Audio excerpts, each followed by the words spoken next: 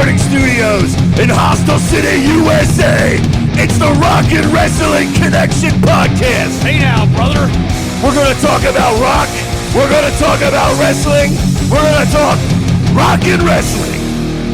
We're on the air. Live on pay-per-view. I don't think there's ever been an exploding barbed wire death match, but Rocco, he's going to let us know. But we'll get to that in a minute.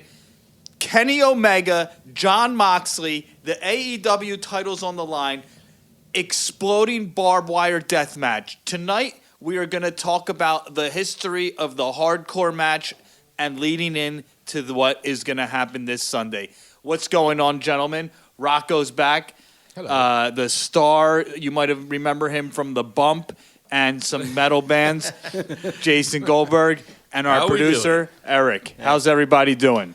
Fantastic. We're doing wonderful. Outstanding.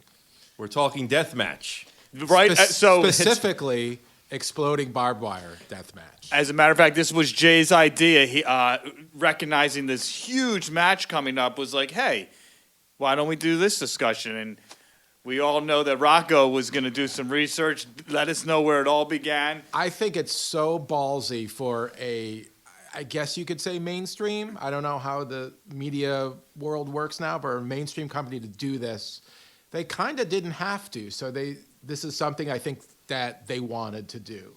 Like this is something that wrestling fans and wrestlers are into, not necessarily to do, but I think they wanted to do this. And it definitely is getting them a lot of talk, to do this kind of match. Well, AEW is about as mainstream as it gets. They're on TNT, True. Biggest, one of the biggest stations you could possibly be on. Shaquille O'Neal wrestles with AEW now in a cross promotion. I think it's exactly what you said.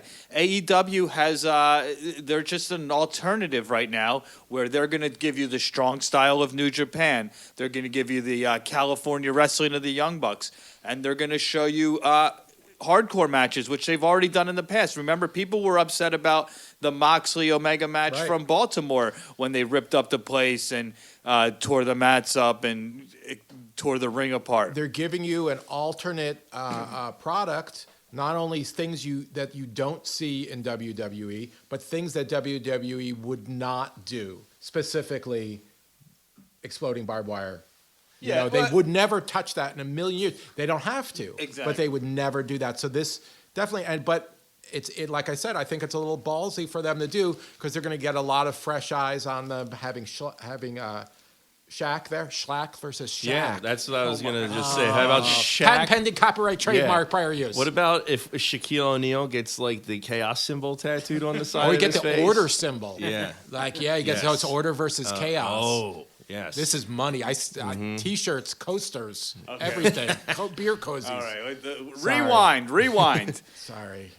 But I think it's very ballsy for them to do this because they are going to have new eyes. Arguably, mainstream people might be tuning in to see Shaquille O'Neal. So to put something as crazy, for want of a better word, as a barbed wire exploding barbed wire match that a lot of people may never have seen before. I mean, a lot of people have all seen it on tapes and so forth, or in indie feds, but not on a scale like this. Outside of Japan. Would we say ECW was mainstream or not mainstream? I think I would classify it as mainstream, meaning they were on a cable network and they did pay-per-views and they sold tapes and T-shirts. So, but they did similar matches, but not. And their matches were always traditional. They American weren't ones. mainstream until probably the last year of their 5-year run. So we're talking, at very minute, almost just like breaking into the clearance rack. Like they never even got out the gate. Right. So that's just defining words, though. But I would consider. Personally, yes. They had the distribution. Not necessarily popular, but I would say you take the exploding out. This would probably be the first barbed wire match in a mainstream. Right. I mean, barbed wire ropes. I don't think it's ever been. Has it been done? Yes, it has, but not necessarily on pay-per-view. ECW did that. ECW has done it. But wired. I'm saying WWF, WWE. No. None of those. No, they had barbed wire. There was barbed wire bats. Not they ropes. had barbed wire bats, not ropes. Not like what you're going to see this Sunday. When they were doing that, like post, they were doing stuff with Three Faces of Foley, and when he was wrestling Triple H, they would bring in like sometimes a short little piece of barbed wire as a gimmick, or a barbed wire bat, and a lot of times the gimmick was gimmicked. It wasn't real barbed wire. They never explored the. I mean, WCW had some what out year was there that, stuff. Though? You're asking me to remember 95, dates? 96, Like later than 97, that, yeah. even. Roughly, like- early, like late '90s, early 2000s. I'm going to say, and 20 years ago. Just as like a reference, like where we are now. and WCW had like crazy matches, like the Halloween, Tower of Terror and stuff, but they wouldn't. A lot of matches, even traditional barbed wire matches, didn't take it to the extreme measures that like Japan and Puerto Rico would do, with guys taking bumps in it. The barbed wire was there to keep people out or in. So it would get rubbed on the foreheads or the arms, but people would be scared of it. They weren't using it or wrapping themselves up in it or falling into it, let alone it all exploding, like would come much later in the 90s. What about worst barbed wire injuries? Well, we'll get to all that in a minute. Let's take it back to where it all started. Now, I guess like the 1950s.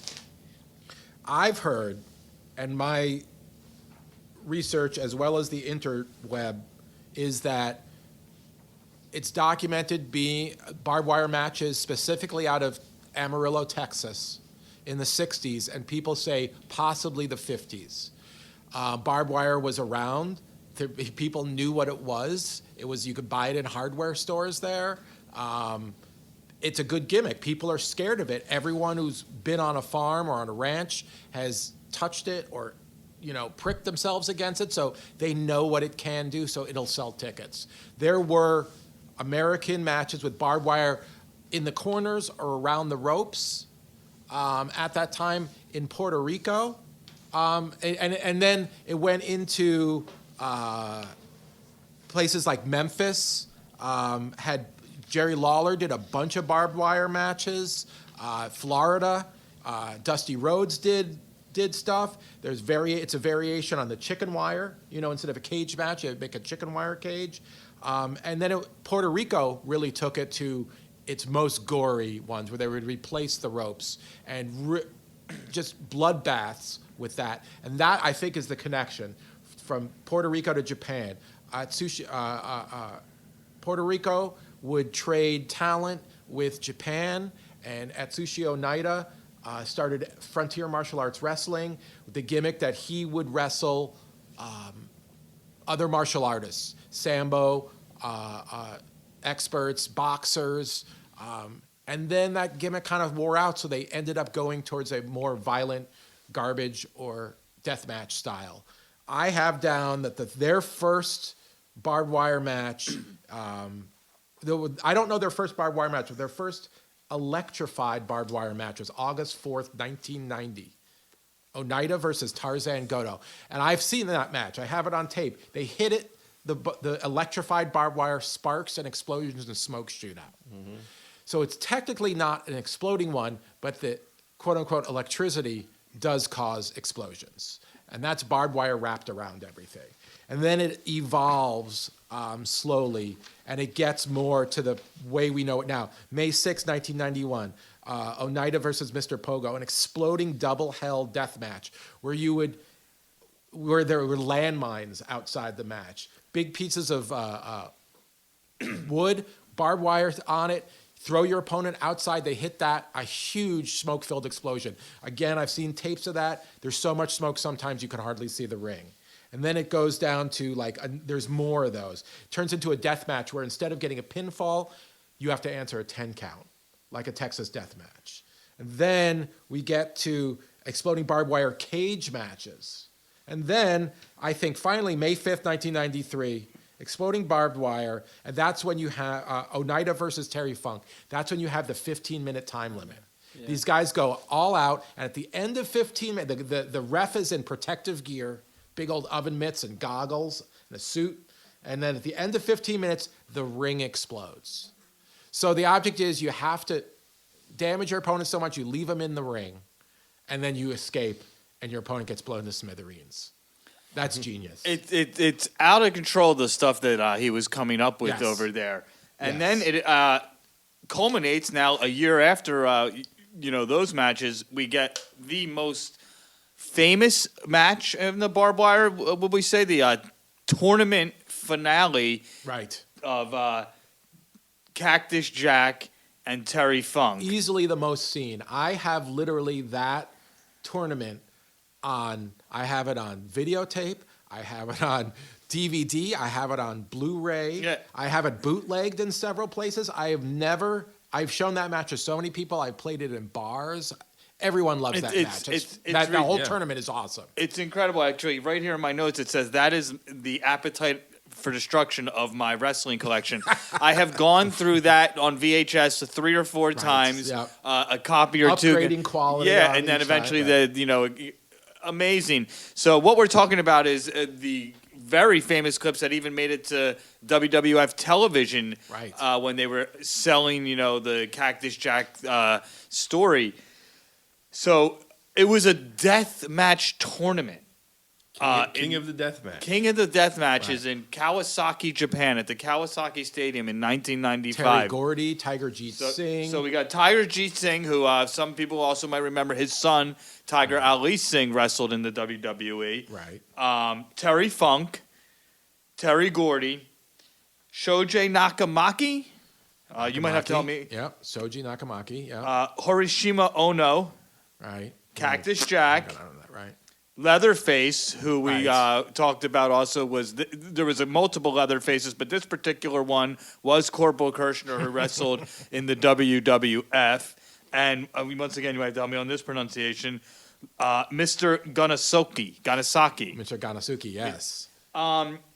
So that's the tournament, and then there was a couple other matches. Like they had a Dan world Severn. Dan Severn wrestled. The I love that Headhunters wrestled, who were these two wrestlers that kind of look like Abdullah the Butcher. Like you almost have two Abdullah the Butchers, and they're doing moonsaults. Right, Like they were great. These guys were so ahead of their time. It Did was you ever amazing. see them? I love the Yeah, Headhunters, yeah. Headhunters are genius. So now Genius. these guys wrestle in this all-day deathmatch tournament, which is now like par for the course nowadays in New Jersey. But it was where life is cheap. And Cactus Jack or Foley talks about that in his book, where he wrestled 3 times that day, had to go to the hospital afterwards, was exhausted, and got paid almost nothing. And he went to the promoter afterwards. It's a very good story in that first Foley book. He goes to that store. He goes to the promoter after. He goes, "Excuse me, and says that like I think I deserve something extra." And the promoter smiled at him and goes, "Yes, you do," Jack said, and goes over to the soda machine and buys him a can of Coke and hands it to him. And Foley closes with, "That can of Coke is still in my house on the mantelpiece." But you think about it like, a lot of these guys I'm sure Funk got paid, don't get me wrong. But, we need you to wrestle. Yeah, we need you to wrestle 3 times in 3, his plasma was so thick by the end, it looked like he had a fruit roll-up on his face. I mean, there's such crazy matches throughout the tournament. They have the boxes of thumbtacks, outside the ring. They have the plates of glass. They have the Tiger Ali Singh comes with a sword. He stabs the guy in the first match with a freaking sword. Tiger Ali Singh and Terry Gordy Tiger gets a- Jeet Singh and Tiger Jeet Singh Jr. both won an award this past week for their charitable help to Japan from the last typhoon. Just so you know. Wow, look at that. And They're big in Canada and big in Japan. More than just a curvy sword. Gordy actually probably the smartest one. He gets knocked out in the first round. Gets an easy When he's payday. walking back to the locker room cursing Yeah. with the Japanese subtitles underneath, I'm like, what does the subtitle say? He's literally cursing like he's selling it. I'm like, oh my God. That was after his brain got fried from his drug overdose on the airplane, God bless him. He still could work. Now, also at this time, I guess a little later now, they tear down the ropes, put up the barbed wire, and they do Terry Funk and Sabu in ECW, and that will probably be the second most traded tape Right. of that era when it comes Yeah, to those matches. That was total carny. Like, this is too terrible to show on TV and everything. And it does live up to the hype. It is horrific. They have to get literally cut out of the barbed wire. Yeah, afterwards. I mean, his outfit, Sabu's. I never understood why Sabu would wear those tights to a barbed wire match. I mean, they get stuck to everything, you know. And then they just get so ripped and tangled, and they're all bloody, and by the end of the match. He's It's an Arabian incredible. savage. He doesn't know. That's right. That's exactly right. And so they have to bring out pliers or what have you and cut the Wire barb. cutters, yep, yeah, wire cutters. That's and crazy. Yes. Yeah, that definitely was. There's a lot of obviously Kimona dancing atop of the ECW arena That's- another outsold that, another but that's a whole classic different marketing podcast. that a lot of there are other instances of death matches gone wrong. Like they tried. It was Sabu and his uncle, the original Sheik, versus Onita and I forget the fourth person to tell you the truth. Might have been Jack or it was Terry Funk.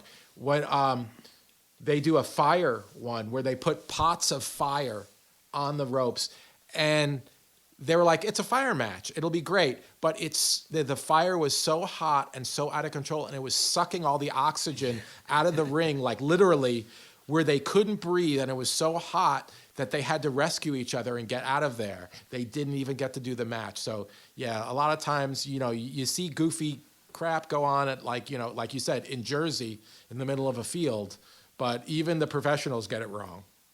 Don't try this at home. So we can just take a little pause, and as you guys are all talking about this, and way more informed with wrestling than I am, but this is very inspirational to Bad Luck 13, right? Yeah. Because Bad Luck 13 started in the 90s. Yeah. Yeah. Lots of barbed wire. Yeah. We played barbed wire death I matches. know. Anti-scene. What about the anti-scene and song? Yeah, I remember that.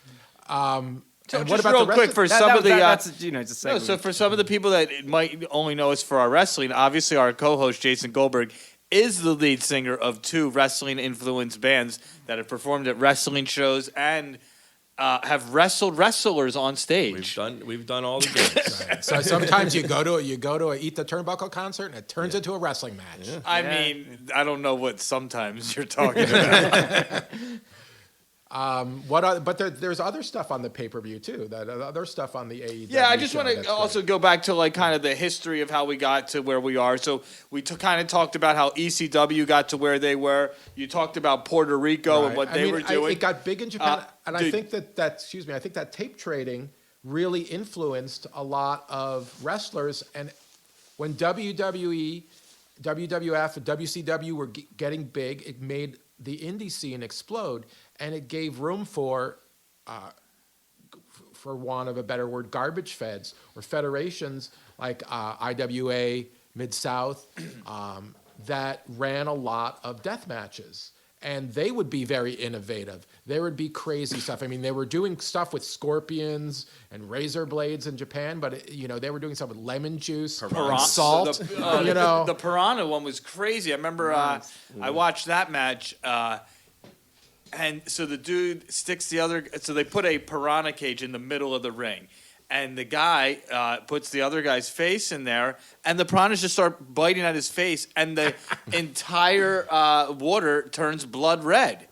It's like kind of like the grossest thing I've ever. It hasn't been done again. I'll tell you, that's one match you haven't seen brought back. Is the piranha death. Scorpions, leeches, electricity, rubbing alcohol, tables on fire, all sorts of stuff there. I mean, there is a lot. And again, a lot of indie groups were doing it, and it became popular in the United States. And when ECW picked it up, a lot of people imitated. A lot of people who arguably couldn't do any other kind of wrestling were very attracted to death matches, and that's what they specialized in. And to go back a little bit, I also want to talk about what was going on in Detroit and Memphis too, like how they kind of like broke the mold too, Right. and expanded on the regular match and these creative matches. Like you said, Jerry Lawler was doing tons of stuff, ladder matches. Eventually, he had barbed wire matches. I remember one time I saw this Moondogs match from Memphis, where they literally wrestled, and like this is way before you saw this. They wrestled throughout the entire arena. They destroyed the concession booth. They destroyed the T-shirts. These guys have mustard all over them. They have ketchup all over them. There's, it's like, it was definitely ahead of its time. It was crazy. There's a couple different ones specifically from Memphis. One that was retroactively called the Tupelo Concession Stand Brawl. On that card was a young Atsushi Onita, who was at the time he was in Japan. He was being groomed to be a high flyer spot, to be a new Tiger Mask. He blew out his knee. He went to the United States, practiced, worshipped the ground, and worked with Terry Funk, but went around to different federations. Was in Memphis doing, about to go back to Japan. He saw that concession stand brawl. They kayfabed it. They didn't tell everyone what they were doing. They went in there and destroyed a literal concession stand, not a gimmick concession stand, but a real concession stand. Oh, it was insane. And they did it, and people were freaking out, and it was dangerous. You could slip in that mustard and fall right on one of those hot dog skewers. Don't get me wrong. And it was a good match. Lawler, I think Bill Dundee. A lot of people have done. They copied it and did it in other cities too. But that's where Onita got a lot of inspiration for his deathmatch stuff later on. Definitely. Memphis, like you said too, Detroit was another one that would have crazy blow-offs to feuds. Lots and lots of cage matches and stuff like that. And if it wasn't for the Sheik, who teaches Rob Van Dam and Sabu, right, they, expand on what the father was doing, and they continue to bring that craft around the country. This is obviously way before the internet. VHS tape trading is all you got. So, you really still can bring a match and your dance partner wrestled a bunch in Detroit, and then take it to Philadelphia, right, and it's all brand new. Right, yeah, exactly. Like you could do the same match on a circuit to different. Every town was different, and some towns were different. You could do the same one around because there was no publicity. Nobody knew the results from one town match to another. But conversely, if you're wrestling the same town every week, you got to do something new every week. You got to bring it up. But these big matches were meant to be blow-offs. They were meant to sell out a bigger venue than you normally did. They were special. It definitely got overused by indie feds in the 90s with people just doing it. That's why my main objection to seeing a lot of deathmatch stuff, there's no context. It's just two guys you've never heard of doing crazy stunts, as opposed to there being emotion involved in it where it's the end of a feud. There's a reason these guys are doing this kind of match. Different strokes. Yeah, and once again, go backwards a little bit more. A couple of the godfathers of hardcore wrestling would be a Freddie Blassie in San Francisco. Yeah. Dory Funk Sr. in Texas, and then Baba across the pond. Or Tully Blanchard's dad, king of the Texas death matches. Guys in Portland doing coal miner glove matches. And part of the reason those sold tickets was there was guaranteed to be blood. The audience would get to see blood. Yes. So Freddie Blassie, even in the 50s, was using weapons. Right. He was called the vampire in Japan. But I want to talk about the rest of the card. There's a lot of other stuff on there. Okay, so let's now start with, we'll go through some of the card. Right. For this Sunday, the AEW Revolution, and we'll get some predictions in. How about the Young Bucks versus MJF and Chris Jericho? The Young Bucks are putting the AEW Tag Team Championships on the line. 2 weeks ago, Jericho and MJF bloodied their father, Papa Buck. So they definitely want some revenge. I hardly watch any AEW, but if you're avenging your father, you gotta come away with the win. It could be interesting to see MJF and Chris Jericho as tag team champions, or could they start to be distancing themselves from each other? What do you think, Jay? I think Jericho's Le Champion, and he's probably going to win. There you go. You're drunk on champagne. From one lead singer to another, he knows. Place the bets. He is a rockin' wrestler. Right. you know. Of course, you're taking his side. Not that the Young Bucks don't have a little Right. rockin' wrestling happening right there. Yeah. Put some money on it. And then we got Team Taz, Brian Cage, and Ricky Starks versus Darby Allin and Sting, and this will be a hardcore match. Is this going to Street be? fight. I think this is going to be some kind of theatrical editing match because Sting takes a bump too hard. His neck is going to turn to dust. He took a bad power bomb 2 weeks ago from Brian Cage, so I think this is going to be smoke and mirrors. I can't stay. I don't know. I hope it's the young guys. Young guys got to go over the old guys. Speaking of power bombs, I feel like Shaq dealt out the craziest power bomb I've ever seen it was amazing. to Cody Rhodes last week. Yeah, Cody Rhodes will take one for the team. He's pretty God bless tall. him. That Yeah. So then I guess there's a ladder match with Cody Rhodes. The winner will get a shot at the TNT Championship, which is held by Darby Allin right now. So we got Cody Rhodes in that match, Scorpio Sky, Penta, Lance Archer, Max Caster, and a TBA, the old TBA. I know Jay's band's played with the TBA a whole bunch, but yeah, that'll. I didn't. Their new announcer, Big Show, or what name is he going by? Is he just Paul White. Paul White. Didn't he say via social media that I don't pay attention to that there was going to be another big new signing? Big announcement on Sunday. Big announcement Yeah, on big Sunday. signing. And we have some theories. So my question is is the big signing going to be the TBA or are they separate things? Which obviously we'll find out. Now the TBA, I would say you got to say who's available. I would say Christian would be a good person. Popular over with the internet crowd, would fit right in, can go on a ladder match. I think he's still locked up with the WWE right now. I think he's trying to get in. I don't know if he's signed though. I mean, I know his buddy is there. Speaking of broken necks, but I know his buddy is there. Who do you think the big signing is going to be, Jay? Personally, I think everyone's going to be upset when it turns out to be Ryback. I respect you for making that prediction. Okay, I very but much respect you for making Anyone that else prediction. have any theories This of would what be so is much going? better if you guys were betting on it. I'll put some money on I it. mean, I'm talking about $5. I'm not talking about I'll get topless if I'm right. You're already topless. You don't have a hat on. Right, yeah, you're not wearing any clothes anyway. Yes. Any predictions? I said Christian. I want to hear yours, though. My prediction is it's going to be Eric Rowan. Is that his name? It's going to be Eric Rowan. Oh, my Lord. Wow. Following the Brody Lee. That is a bold and probably accurate prediction. That's my guess. I would not, let me put it this way. Much to your disappointment, I would not bet against that prediction. Now, Can I change You mine? are all going to Change owe mine. me some toplessness. Right. You Now- will see my hairy nipples. Unfortunately, Is it probably he, will be Ryback, though. Hall of Fame material, but I don't think Ryback is either. But it's it could pro be two wrestling. separate announcements too. You know. They could be bringing in another Hall of Fame guy, but Rowan would hit all the correct notes for someone to bring into AEW. He's respected by the internet crowd. He's a versatile worker. He can be a heel. He can be a babyface, and you get that nostalgia, sentimental one. He's got everyone loves his dead tag team partner. And the main event, what we were talking about the whole time leading up to this, barbed wire death match live on pay-per-view.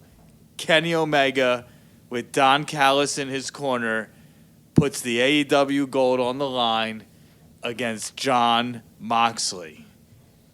Does Moxley have anyone in his corner? Moxley has Renee Young is at home pregnant, so no, there will be no one in his corner.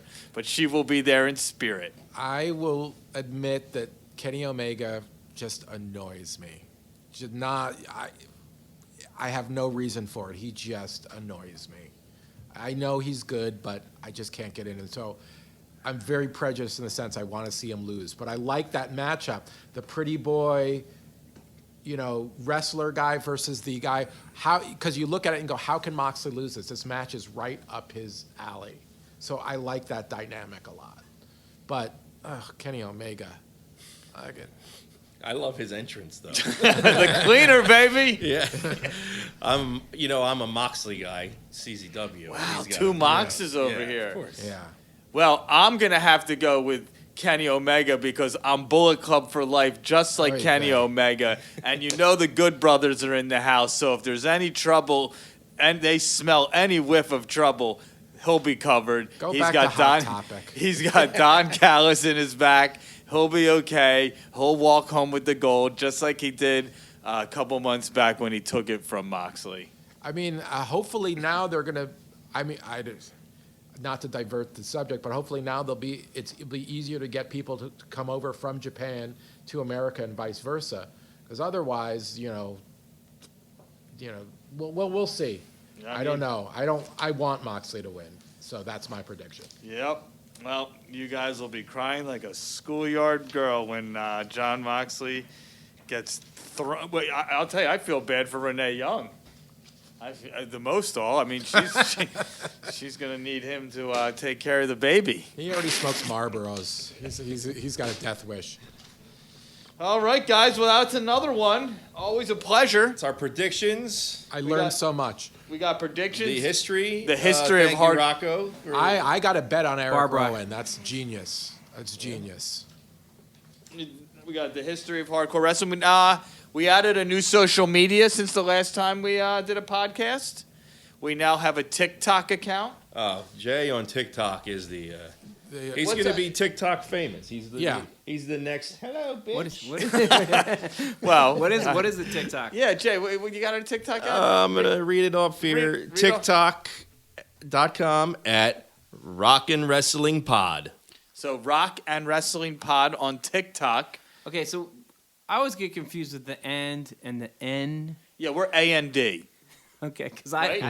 I Proper English over. Rock Yeah. and Wrestling Pod. So it's Rock. I'm sure everyone knows how to spell Rock, or at least smoked one. And A&D Wrestling Pod. P-O-D. That's us on One TikTok. word, no capitals. That's Yeah. us on And TikTok. if you want to see Jason in action, TikTok is the place. Well, I'm trying to compete with a lot of lovely women, and it's very hard. Not in my book, baby. Not in my book. Anything else? What are some of our other social medias? Well, we're on Facebook at Rockin' Wrestling Connection. We're on Instagram at Rockin' Wrestling Connection. but that's a different one. No. Twitter, Rock ND Wrestling. Yeah, someone be. D. A lot of people on Twitter early getting all them names. How's anybody gonna find you on there?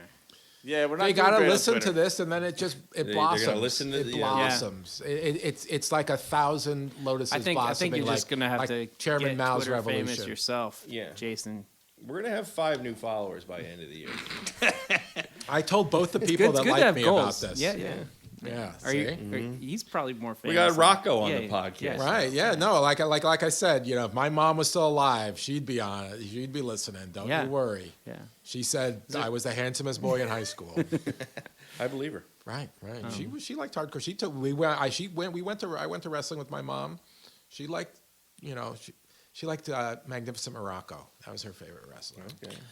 And I hate to end it on a sad note, but we right, lost true. a couple warriors of the sport, one behind and one in the ring this last week.